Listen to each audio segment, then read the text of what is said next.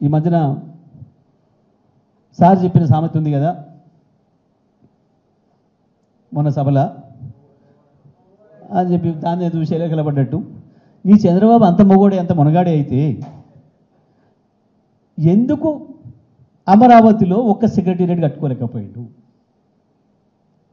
5 సంవత్సరాలు క్లియర్గా పరిపాలన చేసిండు కదా. మోడీ ఆయన చేతిలో ఉన్నాడు కదా. వాళ్ళ మోడీనే స్వయంగా వచ్చి శంకుస్థాపన చేసిండు కదా. మేము కూడా ఏం కిరికిరి పెట్టకుండా మా కేసీఆర్ సార్ కూడా వచ్చి ఆశీర్వాదం ఇచ్చొచ్చిండు కదా మీకు. అయినా ఎందుకు ఒక్క బంగ్లా కట్టలేకపోయినావు?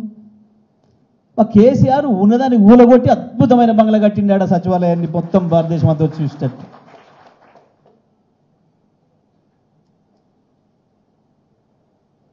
ఏది మీ మునగంతనం? మహామేధావులు ఇంత పొడుగు సర్టిఫికేట్ రాసుకుంటారు, వాళ్ళకి వాళ్ళే సంతకాలు పెట్టుకుంటారు, ఇట్లా బేషన్ భుజాలు కొట్టుకుంటారు వాళ్ళకి వాళ్ళే.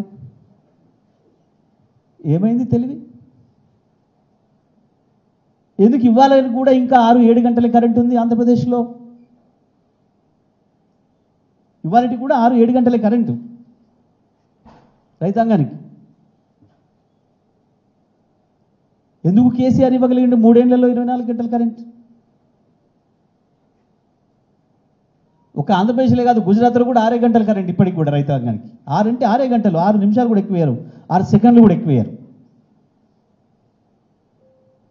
ఆ రాహుల్ గాంధీ అంటూ పెద్ద కార్యకర్త దొరికిండు మోడీకి కాబట్టి నడుస్తుంది కానీ వాళ్ళ రాజ్యం. కేసీఆర్ కనుక నోరు ఇప్పడం మొదలు పెడితే మోడీ బట్టలు ఊసిపోవడం ఖాయం. వీళ్ళు కొట్టుకుంటున్న గప్పాలు రాయించుకుంటున్నవి మీడియాని భయపెట్టి, పొలిటికల్లోడే భయపడుతుండే ఈడీలకు ఐటీలకు. ఇక మీడియా హౌస్ వాడు భయపడా?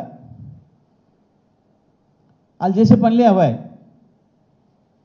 ప్రతినిత్యం భయమేనాయి.